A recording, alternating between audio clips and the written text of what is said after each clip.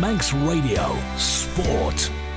Welcome to our listeners on Manx Radio AM 1368 and welcome back to Saturday Sport Classified with your roundup of today's results across Manx football, Manx hockey, Manx rugby and also over in Scotland for the all-important Netball World Cup qualifiers. And that is where we are going to start this evening with netball and a sensational performance from the Manx Rams this afternoon in the Netball World Cup qualifiers in Scotland today.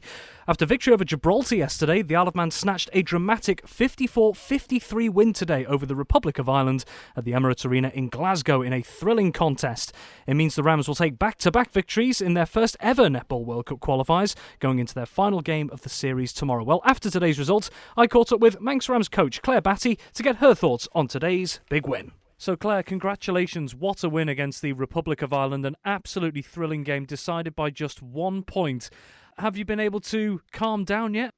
Yeah, we've managed to get some food and we've managed to have a chat and stuff like that. So it's just about coming back to normal. But we did know that we could take the game. So we are happy with the win, though. You'd previously met back in May at the NSC and it was a close game there as well. And just throughout the contest today, there was almost nothing to choose between the both of you. What do you think that the Isle of Man did just a little bit more to get that edge? Well, they've been training really hard for this tournament, and just we've set different tones, set a different training regime, and today we just wanted it more. And what did you learn from the Republic of Ireland last time, I guess? Because in the grand scheme of things, it wasn't all that long ago. It was a few months. Did you know of a couple of areas that you might have been able to exploit during the game before the match started? And we just knew that we needed to take care of the ball and be relentless. And we went out and that's what we did. And we showed resilience throughout the game. And of course, all those things is what it takes to be a Ram. And they really went out there and showed what it does take. Back-to-back wins now, of course. Republic of Ireland today and Gibraltar yesterday. Do you think that you've settled into the rhythm of these qualifiers well as a team in the last couple of days? Yeah, I do. I think that we managed to obviously have the two big games first. We got everybody else, got everybody on the court. We learned a little bit more about our players and they learned a little bit more about us. And so going into the two games that we knew we could win, it was a case of who needs to be out there at that time. And we really have worked as a team over both of those games. So it's been brilliant. And not just for the Netball World Cup qualifiers, but going forward, the fact that you're getting these results as well is another sign of progress for the team, isn't it? Things keep building quite nicely for yourselves at the moment, don't they? Yeah, they're building really well, and we need to keep going after all of these games, and we're looking at the rankings and seeing who it is we need to play to try and gain some more spaces, and we'll continue to work on that. It is a long game, but it's definitely one that we have in our sights. Looking to tomorrow, your final game is up against Northern Ireland. They're 12th in the world netball rankings at the moment. How big a challenge is this game going to be as well? All of these games are a challenge. The environment and everything is new to us, but we will just take the game that we played today into tomorrow. And we have played them in the past, and we did manage to stick with them for like the first half of the game. So, tomorrow will be about playing a full game against them. And what are the sort of things do you remember from them last time that could pose a real challenge to yourselves, or areas that you might be able to gain an advantage? Well, they have some key players, and we need to make sure that we don't let them run away with the game. And we need to apply pressure, and we just need to keep our own composure. And I think it could be anybody's game if we turn up like we did today. No matter what the result tomorrow, how do you think you'll look back on these World Cup qualifiers? Do you think they've been a successful venture so far? It's definitely successful, but it's a moment in history for Isle of Man netball. This is our first World Cup qualifier, and we do have a vision of aiming, of definitely qualifying one day. So this is just the start. And the fact as well, you've been receiving so much support from back home as well throughout. And yes, we've still got another game to come, but how much has that meant to you and the team to have that support behind you? The girls just love to hear about the support back at home. And I think when they're on the bench, that's what they're thinking. And we have like some people who do send messages through to the girls, and all the positivity that does come. It really does help when they get on the court or if they have sort of different emotions after. So it's so lovely to have the support of people back home. That's Manx Rams head coach Claire Batty there after today's fantastic 54-53 victory of the Republic of Ireland in the Netball World Cup qualifiers. And if you missed it just a moment ago, they are in their final World Cup qualifier game tomorrow, the Manx Rams against Northern Ireland. That takes place at 12:30pm at the Emirates Arena in Glasgow, and it's being live streamed, as are all the games of the qualifiers, at Netball Scotland. Very best of luck to them. Okay, let's move on to Manx football, and it has really been hotting up across the divisions over the last couple of weeks with opportunities aplenty at the top and bottom to make progress. Well, let's have a look at today's results so far. We do have Tony Mepham and two guests in the studio who are backing Manx football, as it were, over this season and possibly for the longer term. We'll come to that shortly. So first off, we will give you the classified results of today's Manx football games. We are still awaiting a couple of results, but the results so far are as follows. So starting in the Canada Life Men's Premier League. Union Mills 7, Douglas High School Old Boys 2. Douglas Royal 2, Laxey 4. St John's 4, St George's 3. Russian United 2, Peel 6. Ramsey 1, Unken 1. Ayr United 3, Moran 2. In the DPS Ltd Division 2. Douglas and District 2, Castletown 6. Gyms 1, Colby 3. Douglas Athletic 0, St Mary's 13. Ramsey Youth Centre and Foxdale awaiting result. In the Canada Life Combination 1, Douglas High School Old Boys 1, Union Mills 11. Laxey 3, Douglas Royal 3. Peel 2, Russian United 7. Onken 2, Ramsey 6. Moran vs Ayr United awaiting result. And in the DPS Ltd Combination 2, Castletown 2, Douglas and District 0. Colby vs Gyms awaiting result. Pulrose 5, Michael United 0. Braddon 6, Maloo 5. Foxdale 1, Ramsey Youth Centre 1. And that concludes, so far, the classified results for today's Saturday football fixtures. Well, let's get the thoughts now, as ever, of Tony Mepham. We didn't need to throw him in the tumble dryer after his escapades in the rain today, so he has made it here without incident. Tony, good evening to you. It was a bit rough at that second half, just the start of the second period.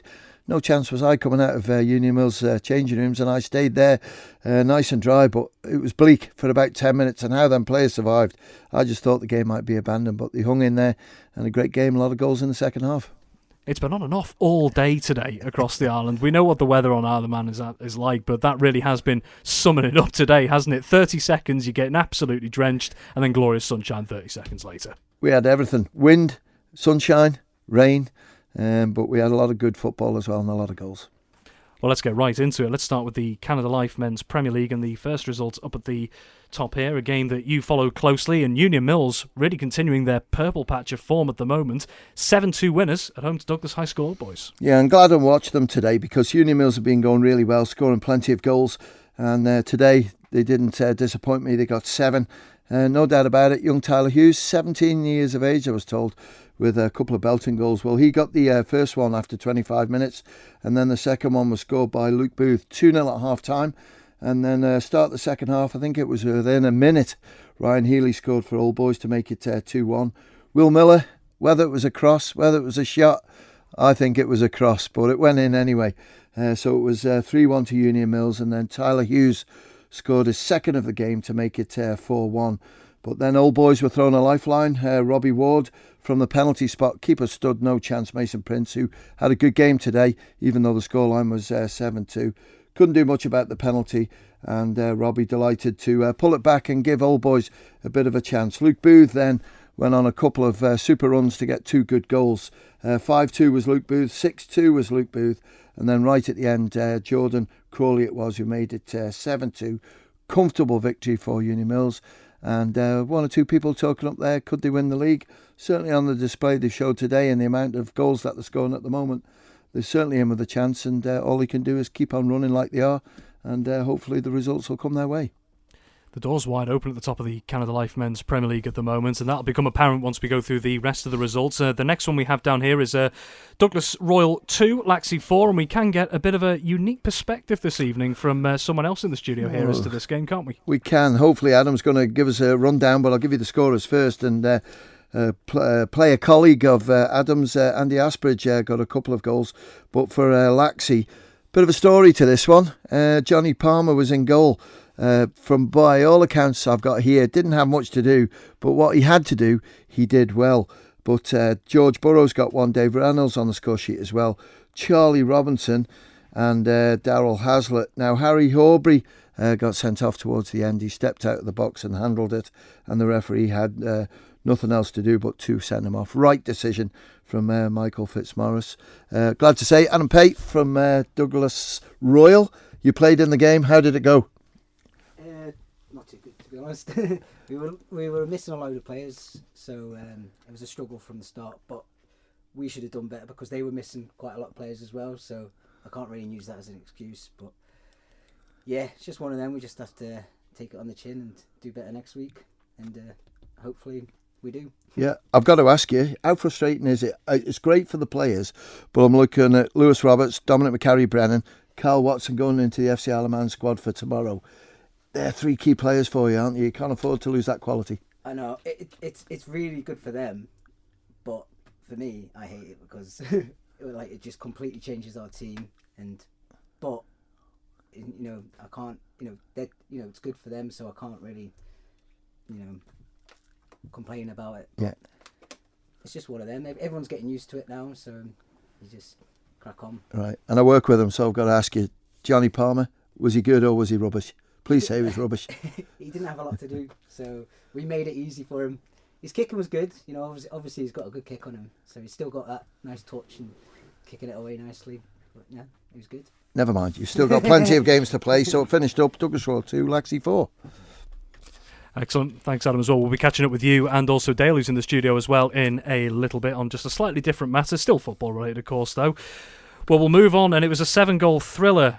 St John's, top of the table, going into this weekend, and they're going to be staying there, but only just. St John's 4, St George's 3. Yeah, I thought it might have been a tough game today for St John's, this one, because a few players back for St George's, and Nathan Cardy was back playing.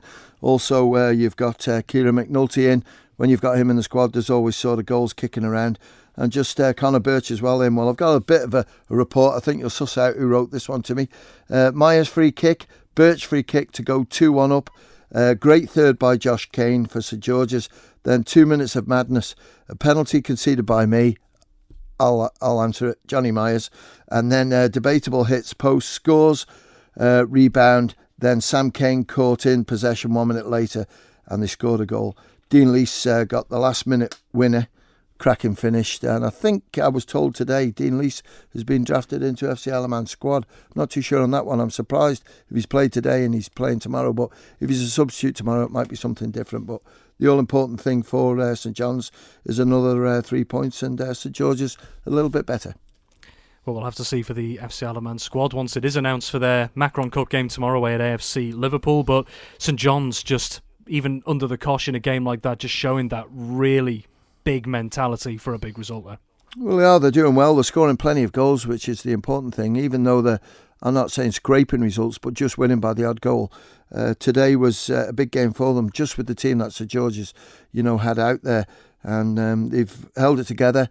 Bit of luck for them as well, just scoring that late goal winner. But they keep the pressure at the top of the table by continuing in that first spot. Absolutely. Well, this next game, in fact, was an intriguing one on paper. I think we said on Friday Sport last night as well, but relatively one-sided here. Rushden United at home, still just stuck in a little bit of a rut because they've gone down at home today by 6-2 against Peel. Yeah, Rushden remain bottom of the table, and Peel climbing up nicely.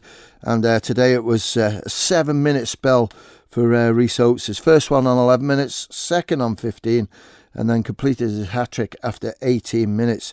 Then they got a fourth goal. I don't know if it was Rhys on 38 minutes, but Rhys certainly got 4 goals, one from the penalty spot. Taylor Andrews got one, and Scott Horn, who used to play for Douglas Royal, got the 6th one. So good performance by them for Rushden. The goal scorers, Furo Davies from the penalty spot. Good to see Furo back from injury, and Ryan Crawley got the 2nd one. And then we take a look at another of the teams who are vying for those top spots at the moment. And again, just on paper, at least for me, you'll probably be able to shed more light on this, but it does feel like a missed opportunity here with the door wide open, because Ramsey at home to Onken, a 1-1 draw. Good result for Onken as well. Well, they have, and when you look at Ramsey, they were flying, weren't they? 3rd in the league, and then they dropped points last week. They lost. And then today they dropped 2 more points, and Dale Walker, who's next to me here, one of his teammates scored the goal for Onken, Tom Creer, and Dylan Pickles it was who got the goal for Ramsey. So Ramsey will be absolutely gutted. But at the end of the season, that could be a huge point for Onken, because I'm not saying they're going to be battling towards the bottom of the table, but they're going to fight for every single point. And today they've taken a point away from one of the top teams. Absolutely. And then up to staying in the north of the island, I should say. 5 goals, and Ayr United just about pipping it here. Ayr United 3, Moran 2. Yeah, Mikey Callister, goal scorer for Moran, an own goal as well. But for Ayr United, it was Deacon Lombard Chibnall who got one, Jason Crane on the score sheet, and Cameron Torr completing the goal scoring there for the league champions of last season, Ayr United. We've already talked about St John's, keeping control at the top at the moment, but in your opinion at the moment, particularly Peel with that result today as well, and Ramsey dropping a couple of points here, this really is anyone's to call really at the moment, isn't it? It's early stages, of course. We're still in the very early days of the season. Yeah.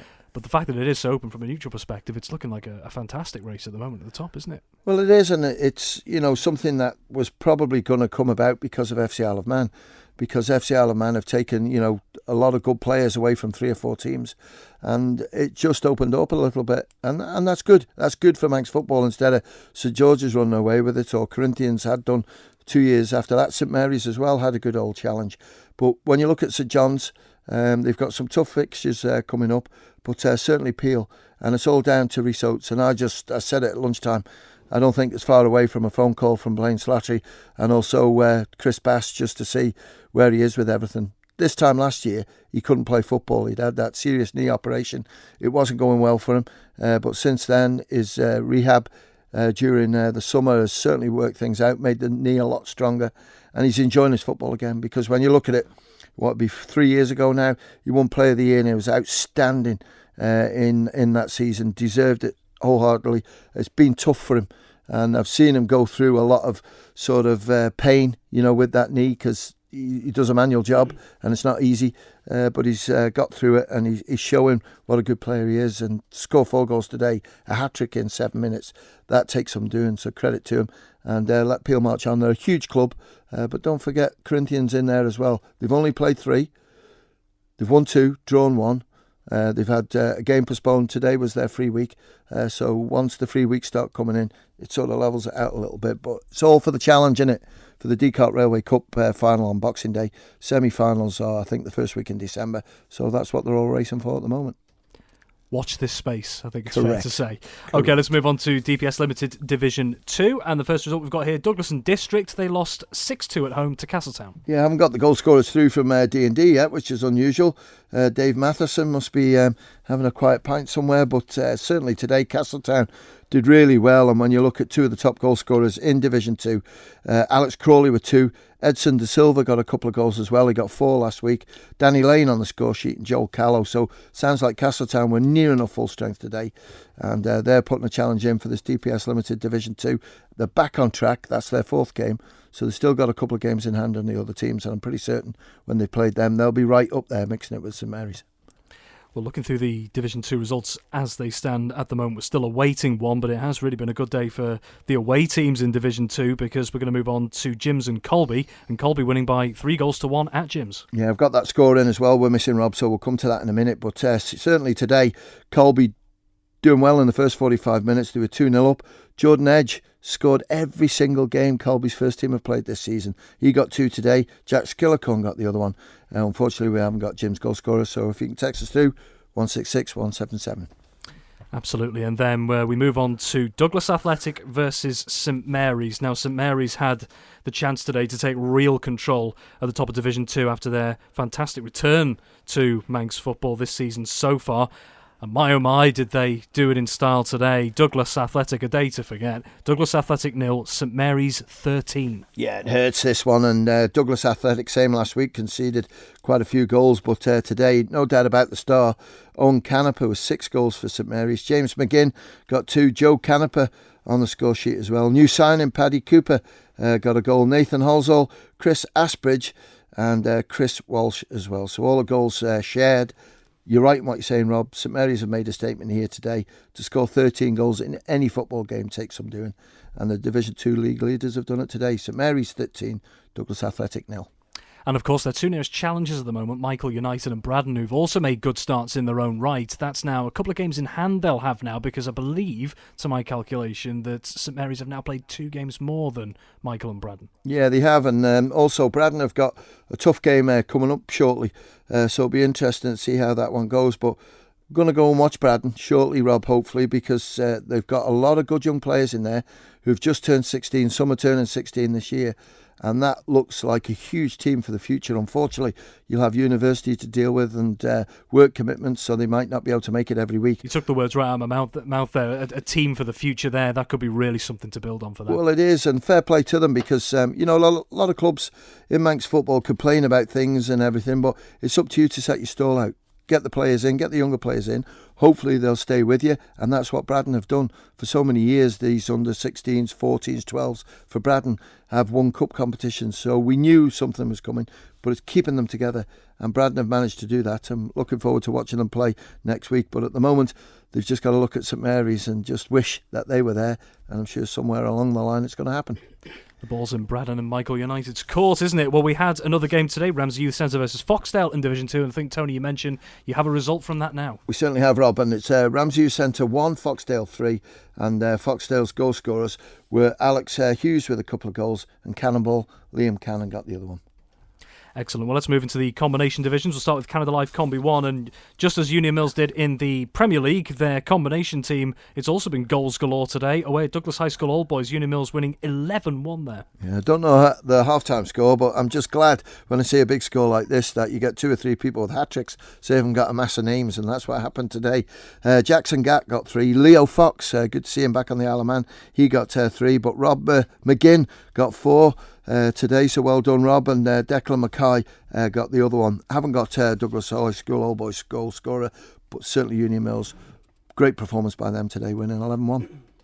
Then moving on, 6 goals in this game, but a stalemate as Laxey and Douglas Royal played out a 3-3 draw. Yeah, I think that's a fair result. Adam, I think Royal a little bit aged, is it, in combination? Yeah, we've got Kevin Ballard still going there strong, but it's a good result for them actually, because they've been getting beat quite a lot recently, so they'll be happy with the draw away from home. So. Yeah, I think it's good, 3-3. Haven't got any goal scorers, so maybe Adam can text us now and see if we can find out from the boys who got the goals, but 3-3 point shed. And then in the next game, well, we spoke about Russian United having a tough time at the moment in the Premier League, but in the Combination League, they're flying high at the moment, and what their Premier League side couldn't do against Peel, they've managed in the Combination Leagues, Russian United winning 7-2 at Peel. Yeah, I just wonder, when you look at Russian bottom of the Premier League and Russian Combi at the top, why some of these players, when I see Aaron Hawley's good enough to play first team, so whether Aaron doesn't want to or whatever, I don't know whether the management of the first team are going with younger players, but Luke Roberts has always been a good goal scorer when he played for Colby, and now he's at Russian, so he got 4 today. Ed Kangath got 2 goals, Aaron Hawley got the other one, and for Peel it was Alec Kalango who got 1, and the one we were trying to sort out how to pronounce it, Conjit, do you think it is Dylan? I'd need to get the spelling again in front of me. I don't want to insult someone on their name, Tony. But at half time it was tight. It was Peel 1, Russian 2. Very well, and then Onken 2, Ramsey 6. Got the Onken goal scorer, 2 for Tom Lancaster it was. Haven't got Ramsey's goal scorers, so if you could please, 166 177. Very well. Another result we were waiting on at least a few minutes ago was Moran versus Ayr in Combi 1. I don't know if you've had an update on that. No, he's shaking his head at me. Nope. Let's move on then to DPS Ltd Combination 2, and it finished Castletown 2, Douglas and District 0. And it was Harrison Pickard with the first, Ollie Lee with the second one. Good win that for Castletown 2-0. Excellent. Another result we're waiting on is Colby versus Jims in Combination 2. Again, he's shaking his head. So please do send them through if you can. 166 177. Missing the Colby and Jims result in Combi 2. And we're also missing in Combination 1, Moran versus Ayr. So if you do have details, please do send them to us. 166 177. But we do have the other 3 results from Combination 2. We'll go to Paul Rose versus Michael United. And a good win for Paul Rose here. 5-0 winners against Michael. It was a good win. And I've got some minutes here on the goals as well. So it gives you an idea how it went. JP Joyce scored after 5 minutes for Paul Rose, and Wes Gibson got the second after 15.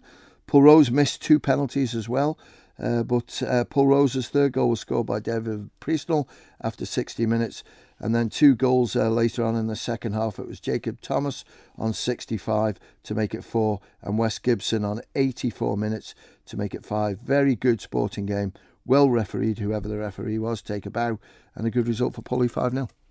So 2 more results to take a look at. I'm going to leave one deliberately until last because this looked like an absolute thriller of a game. Not that this other result won't have been, but all square between Foxdale and Ramsey Youth Centre, 1-1. It was, and what a great game this was. Real battle. Bryden Lee got the one for Foxdale, but Johnny Bignell it was who got the goal for Ramsey Youth Centre. Ramsey Youth Centre led at half-time 1-0, but Foxdale managed to pull one back and punch ahead. Well, and last but certainly not least, Braddon versus Maloo. Now, this looked like quite the game here. It finished Braddon 6, Maloo 5. Own goal to start it all off for Braddon, so I don't know who got that. No one's owning up. But Nick Harvey got 2. Well done, Nick. Adam Fair, Shearer, as everyone knows him, got a couple of goals as well. One from the penalty spot. And Reese Lake it was who got the other one. Finished up 6-5. Maloo, if you could, please text us through 166 177 with your scorers, please. Absolutely, quite the comeback from Braddon. Well, we have actually just had a message in regarding Combination 1, the result between Moran and Ayr United. It has finished Moran 1, Ayr United 7. Tony, your thoughts on that one? I think expected when you look at the league table. Shame we haven't got it. And just a little bit of a plea to the clubs. Just text through to me or, get it through to us on Manx Radio. There's no point in doing it on the afternoon show because it's full on. But certainly text it through to me. And it's a shame that we've got 8 goals there and the scorers could be listening and we can't mention their names because we don't know who it is. Absolutely echoing that point. Please do send those details through to us when you can. 166 177. Right, we're going to open things out a little bit here. We've already heard from one of our other guests, but we do have 2 others in the studio alongside Tony here today, and they are from DPS Ltd. You'll have heard their name a couple of times over the space of each week because DPS Ltd are now the sponsors for both Division 2 in Manx football and the Combination 2 as well. So Adam, we have heard from already, but Dale is here as well. We're going to bring them both in. Gents, thanks very much for joining us. So Dale, coming to you first. DPS Limited deciding to back and assist Manx football for Division 2 and Combination 2. Yeah. Why did it feel so important to you to do that? I think everyone at DP, well, majority of the people who work at DPS all have something to do with Manx football in general. So it was kind of a joint decision from the whole team, and it's a good opportunity. Now the big JCK company have stepped down and moved out of the way for the young pups to come in and kind of carry on the reign, as you'd say. But yeah, it's a good opportunity for us. And now, Tony, we spoke about this yesterday, in fact, as well. The fact that companies, respected companies like DPS are coming in and providing their support to the system for the future. That must be really encouraging from an FA perspective.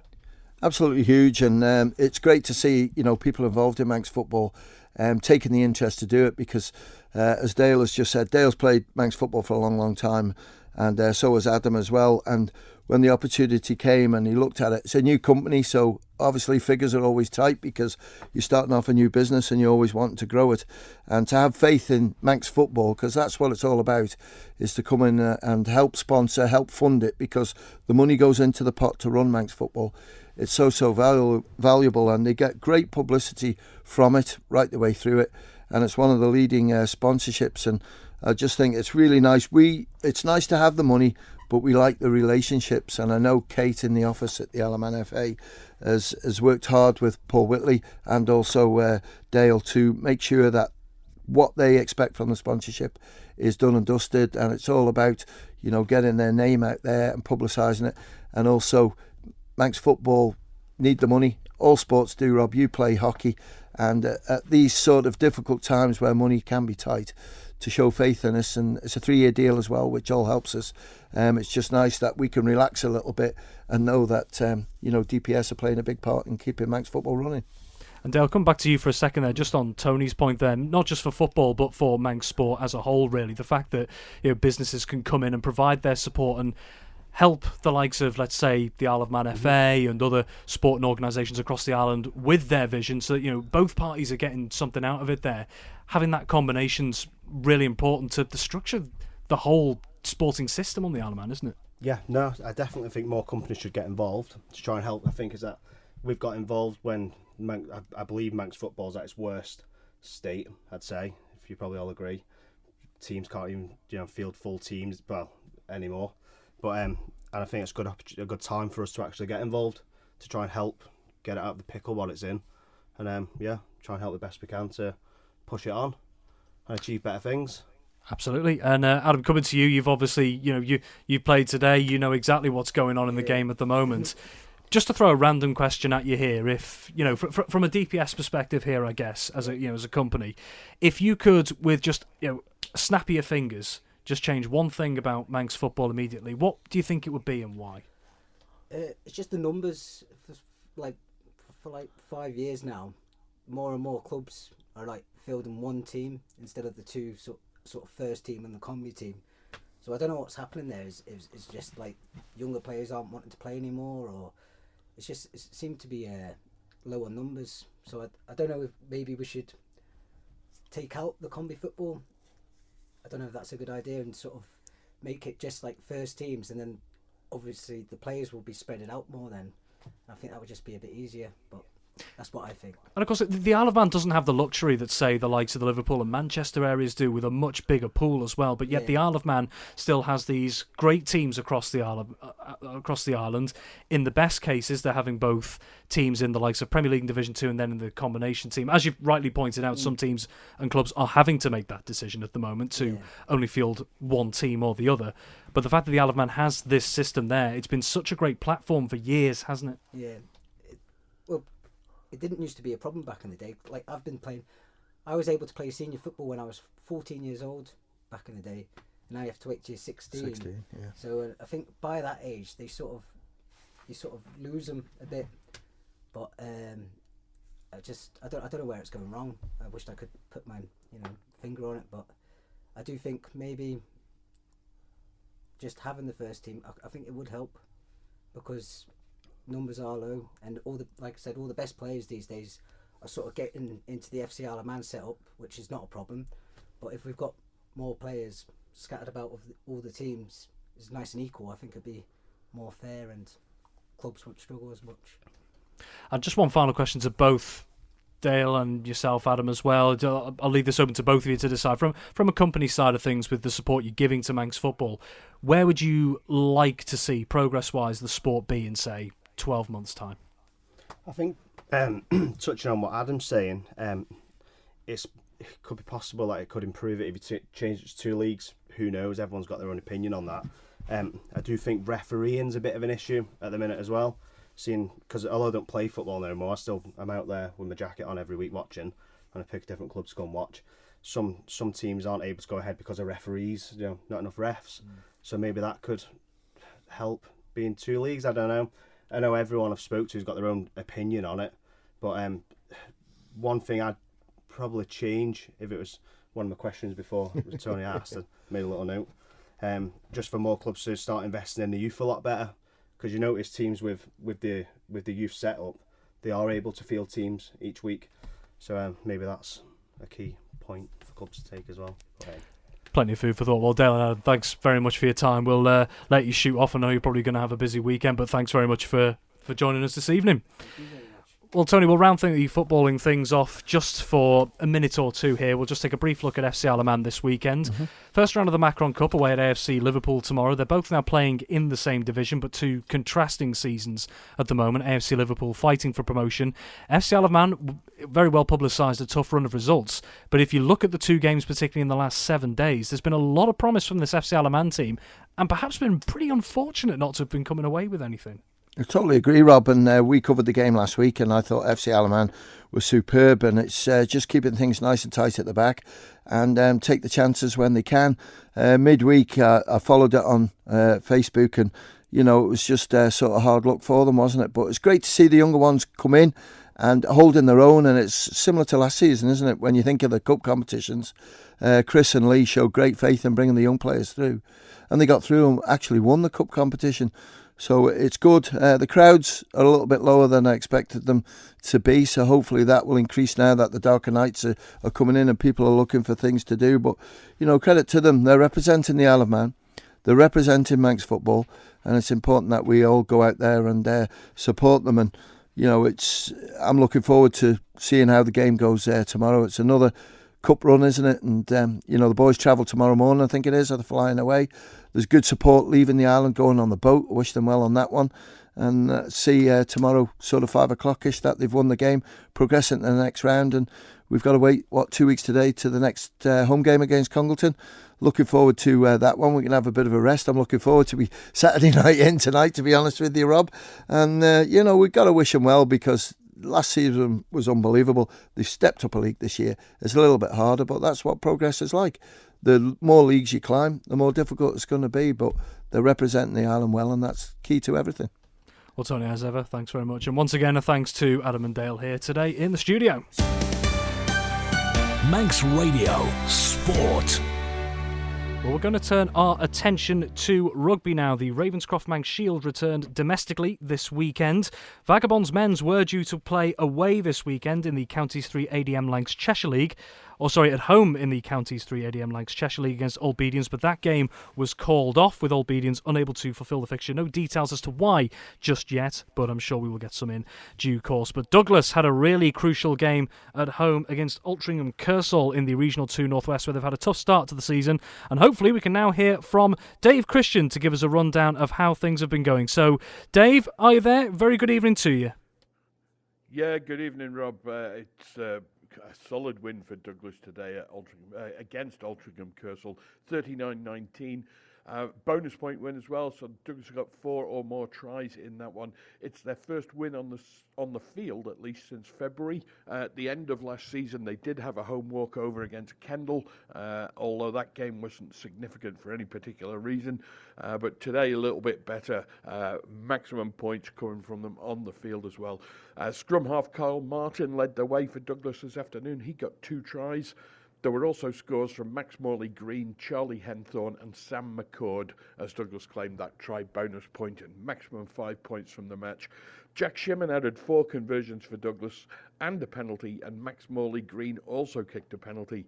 The result takes Douglas in Regional 2 Northwest, takes them from the bottom of the table up into 9th place. They go ahead of Altrincham Kersal now, with below them Altrincham Kersal, Wilmslow and Winnington Park. Probably, I think, and I don't want to put the mockers on them at all, but that may be where the good news ends, at least for a week, because next week they travel to Anselmians, and the Wirral side are currently top of the table, played 6, won 6 and have maximum points. But if Douglas can continue on today's form, at least, they're in with a sporting chance. And anyone who goes to Anselmians, as we can see from their results already this season, maximum points from 6 matches. Anybody who goes to Anselmians and comes away with something has done a pretty good job. But congratulations for Douglas this afternoon. It was starting to get to be a bit of a monkey on the back. That monkey has now been well and truly shaken off. Bonus point win at home. Can't do any better than that, Rob. Absolutely crucial points on the board there for Douglas. Well, let's have a look at the games domestically. 3 games in the Ravenscroft Manx Shield. Before we go into detail, just give you the results that we have at the moment. So they are Ramsey Blues 59, Castletown 22, Western Vikings 13, Nomads Whites 49, and Eastern Barbarians versus Ramsey Reds. We are awaiting a result, but Dave Christian might have that at the other end. But before we get to that, Dave, Ramsey Blues 59-22 winners over Castletown. Yeah, the league leaders at home at the Murrick Park, 59-22, maximum points for them. Castletown picked up a try bonus point as well, so everybody got a little bit of something from the game. It was the Blues skipper Connor Casey that led the way for Ramsey. He ran in a hat-trick. There were 2 tries apiece for Dan Richmond and Craig Long. Craig Long back from injury, the veteran player now, I think he's 37. He picked up 2 tries. And there were also scores from Dale Ratliff, Chris Clegg, and on his senior debut, the youngster Luke Ward. So well done to Luke Ward. Ratliff added 3 conversions, Richmond 1. For Castletown, Nick Wilde was the man today. He scored twice in response, with other scores coming from Robin Webster and Ross Quayle, one of those converted by Elliot Burnett. And that keeps Ramsey Blues at the top of the table. They have, if I can get the right table on the computer screen in front of me, they are maximum, well, not quite maximum points. They've played 4, won 3 on 16 points. And looking pretty good for it as well. I can't recall the fixtures next week, but Ramsey Blues looking pretty solid at the moment, at least. And then we move on to the next result. Western Vikings, well, they went down by 13 points to 49 against Nomads Whites. Yeah, interesting match. Vikings actually led after 25 minutes. A Harry Goodwin try early on that was converted by Luke Oldfield. That gave Vikings the lead, but that was cancelled out by one at the other end from Finn McGregor. That was converted by George Collister. Goodwin then added 2 penalties. That put Western Vikings in front 13-7. But then the direction of traffic, sadly for Vikings, became one way, and Nomads then closed out the game with a further 6 tries. Tony Quinn ran in 2, and the other scores came from Max Fairburn, Harry Brereton, Josh Smith, and Will Tazier, with George Collister converting all 6. That keeps Nomads White in second place in the Manx Shield standings. They are just 1 point behind Ramsey's Blues. And they also have a game in hand on Ramsey's Blues. Remember, there's 7 teams in the competition, so every weekend somebody has a free week. Ramsey Blues haven't had their free week yet, or Nomads Whites, as they're called this season. Nomads Whites have had their free week, so it'll be interesting to see how that game matches up and whether or not Nomads can just nudge themselves ahead. The Nomads, or the Southern Nomads first team, the Nomads Greens, they were on the free week this week, so they'll be back in action next time around, and they'll have some impact on the top of the table. Very well, and then last but certainly not least, I believe the last time we spoke before we came on air, Dave, we were awaiting a result on Eastern Barbarians at home to Ramsey Reds. Do we have any update on that result? Sadly not, Rob, and it's a little bit disappointing. However, Eastern Barbarians have been really poor this season for giving results in at the best of times. A little bit disappointed in Ramsey, but on the other hand, it's normally 1 or 2 key individuals who are entrusted with making sure results are reported, and if a player's picked up an injury during the match, there's all sorts of reasons why it hasn't been done. So I'm going to have to chase that one up. Obviously, the league table can't be prepared at the moment, and I've got no scorer information from either side as well. So I've been chirping away behind the scenes trying to provoke somebody into giving me a result, but it's not working so far. So hopefully we'll pick that one up and we'll have it for you, summary for manxradio.com website. That's perfect. Dave, thank you very much, as ever again, keeping us right up to date with the rugby results there. Dave Christian there. Okay, let's move on to hockey. He's once again been waiting very, very patiently in the studio today for his moment as we approach 14 minutes to 6. We'll be taking a look through the the hockey fixtures, returning to mixed league action today after the Mixed Cup competitions. Ben Cunningham is with me. Before we bring him in, we will just take a quick run through the classified hockey results as they stand so far. So today in the Rossborough Mixed Premier League, Vikings B 2, Vikings A 6. Backers A 3, Valkyries A 2. Castletown Celts 5, Backers B 5. Ramsey A 3, Valkyries B 2. Then we're moving to Rossborough Mixed Division 1. Backers C 1, Vikings C 3. Harlequins A 4, Vikings D 4. Valkyries C 2, Castletown Southerners 2. Then in the Rossborough Mixed Division 2. Ramsey Rookies 2, Castletown Cushags 0. Ramsey Ravens 3, Vikings E 1. Castletown Camags 2, Valkyries D 0. In the Rossborough Mixed Division 3. Backers Colts 10, Castletown Carrick 0. Valkyries Colts versus Castletown Cosney, a walkover to Castletown. Backers D 1, Harlequins B 2. And in the Rossborough Mixed Under-15s League, Castletown Sharks 0, Vikings 17. Harlequins 2, Castletown Sabres 2. And Backers 3, Ramsey Rogues and Rascals 1. Those are your classified results from today's hockey fixtures. Well, let's take a look at them in a bit more detail here. We'll bring in Ben Cunningham. Ben, very good evening to you. You've managed to stay dry as well. How has anyone stayed dry in today's weather? No, I got absolutely drenched at the NSC at 3:30. Our game kicked off and the heavens just opened. It was like hail at one point. It was horrible. Unfortunately, we lost the toss, so we were playing into it, so it was even more horrible. But yeah. Clearly playing for the advantage there, your opponents there. Proper Manx weather, isn't it? Okay, let's take a look at the Rossborough Mixed Premier League. The early pushback today was an interclub derby, one of the repeats of the Mixed Cup competition last week, and it finished Vikings B 2, Vikings A 6. Yeah, and credit to Vikings B. You know, they they held Vikings A 2-1 at half time. So, credit to them. They gave the A team a run for their money. John Cooper with 2 for Vikings B. And then for Vikings A, it was Tom Wilson with 2, Dom Hubble, Zoe Crow with 2, and Kim Carney. But yeah, another interesting derby. And having seen this game and technically been part of it myself, noticing there that Vikings B can take some positives from that. Vikings A, as expected, were dominant for much of the game and put away a lot of their chances, but Vikings B, the work rate was extremely high and they did well for good spells of the game. Oh yeah, absolutely. And it's nothing to be disheartened about by them being beaten by their A team, but it's a promising sign for the fixtures they've got coming up. Very well, we move on to the next game. The next 3 games in the Mixed Premier League were all at 2:05, the pushbacks there. And this one was a top-of-the-table clash. And again, another repeat of a mixed cup clash last week. Backers A and Valkyries A.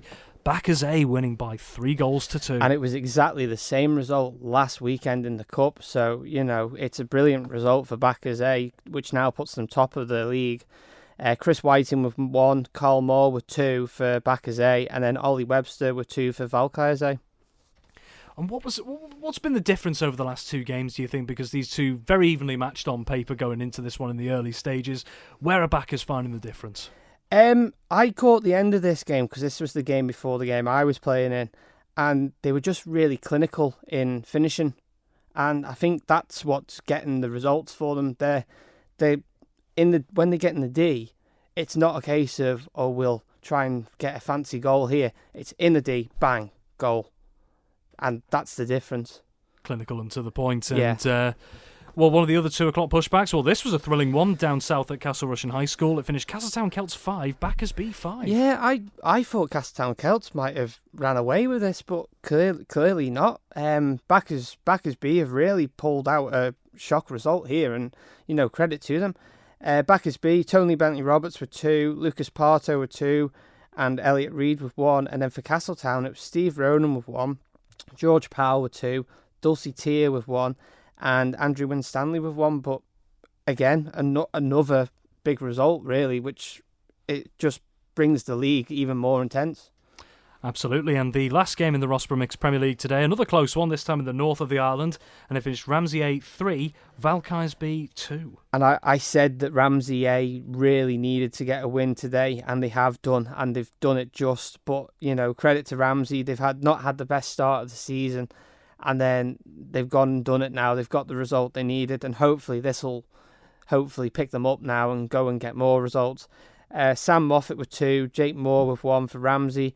For Valkyries B, Vaughan Batchel. No, Vaughan Batchelor. But yeah, there you go. another name. Yeah, got those ones down. Yeah, Vaughan Batchelor and Steve Cottier for that one. It was 0-0 at half time though, so clearly something changed in the second 35. Oh yeah, absolutely, and this just shows how tight the Premier League is, and it's great to see all the leagues are looking really close at the minute. Absolutely. Well, we're going to take a look at the other leagues now. We'll go into Rossborough Mixed Division 1. One of the earlier pushbacks there, 12:35, was Backers C and Vikings C, battle of the C teams. And Vikings coming out on top in this one. Backers C 1, Vikings C 3. Yeah, so we had for Vikings C, Charlie Bell with 1, Becky Kelly with 1, and Kyle Gundwin with 1. And then for Backers C, it was Ellie Parson-Bass. And then an 8-goal thriller in the other one, Harlequins A, 4-4 draw with Vikings D. I umpired this game, and Vikings D were 4-1 up at half time. So there must have been a massive kick up somewhere to get them and Harlequins A to get back into this. And they came back in fine style with some really, really good goals. And I mean, Vikings D's goals as well were really good as well. It could have gone either way this game. For Vikings D, it was Andy Harding with 2, Josh Dougal with 1, Ash Osborne with 1, and then for Harlequins A, Ronan Sant'Antonio with 2, Ewan Wiley with 1, and Oren Blakemore with 1. And the other game in Mixed Division 1 was also a draw as well, Valkyries C 2, Castletown Southerners 2. Yeah, Castletown Southerners holding Valkyries C, so that's the first point that Valkyries C have dropped this season. For Valkyries C, it was Chris Adams and Chris Thomas. And then for Castletown, it was Helena Allen and Kristen Stereopsis. Then we move into Rossborough Mixed Division 2, 3 games there, all quite tight games as well. We'll start with Ramsey Rookies and Castletown Cushags. Ramsey Rookies winning by 2-0. Yeah, and Alex Shimmin with both goals for Ramsey, so a great win for Ramsey there.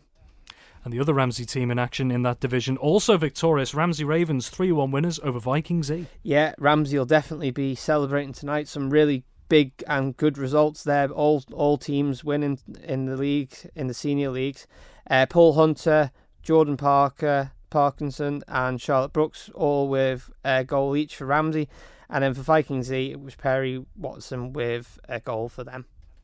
And then another close game as well between Castletown Camags and Valkyries D, and a later pushback at half-3. Castletown Camags coming on top. They won by 2-0. Yeah, and the report I've got was Valkyries D just managed to pull a team out today. So credit to Valkyries D for not giving up the game, but as we'll see in another result, they have had to use another team, which has led to another one of their lower teams having to forfeit a game today. But credit to them for getting a team out. For Castletown, it was Sam Slight with 1 and Ruby McMullen with 1.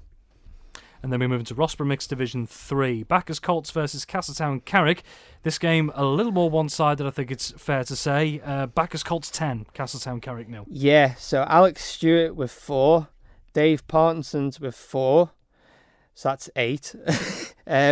Jason Miranda with 1, and Sienna Millwall with 1, so that's 10. Yeah, fantastic maths, brilliant. Better than mine, to be fair. But to be fair, this is a team that you've pointed out on a couple of occasions. This Bacchus Colts side with plenty of promise and really living up to it in this game. That is a ruthless result from their It's side. a ruthless result, but they're scoring goals left, right, and centre, and you know it's a credit to them, and I really think that they can probably go on now and take this league and be promoted.